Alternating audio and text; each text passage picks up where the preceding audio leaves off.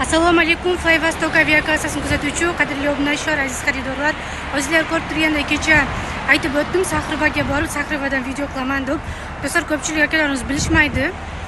Qanaqa Sahrivaga borishdi. Do'stlar, Prokshina metrodan birinchi выходdan chiqasizlar, chiqqaninglarda shu yerda ostanovka bor ekan, do'stlar, shu yerdan Sahrivaga borsanglar bo'lar ekan. Bugun Sahrivaga qazir avtobusga chiqqanimni, borganimdagi holatlarni qanaqa hammasini sizlarga bugun batafsil video qilib chiqarib beraman. Kanalimizdan uzoqlashmanglar, bizni kuzatishda davom etinglar. Arzon biletlar kerak bo'lsa, Flyvastok aviakassasi har doim sizlar bilan.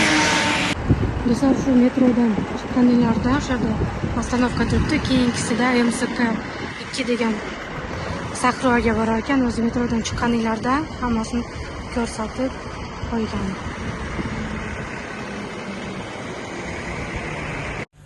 Do'stlar, ko'rib turganinglardek Sahrivaga keldim. Hozir Sahrivaning ichiga kirib, Sahrivada holatlar qanaqa, shuni hammasini sizlarga batafsil video qilib ko'rsataman. Do'stlar, Sahrivaga kiraverish joyi. Do'stlar, shunaqa odam ko'p. O'zingizlar ko'rib turgandek.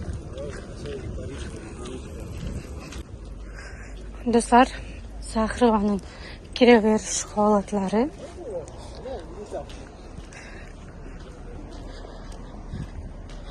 Odam juda ko'p.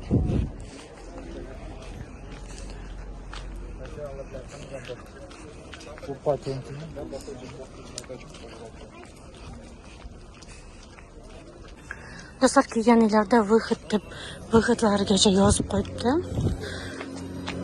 O'zbekiston, Tojikiston, Qirg'izistondagi отдельно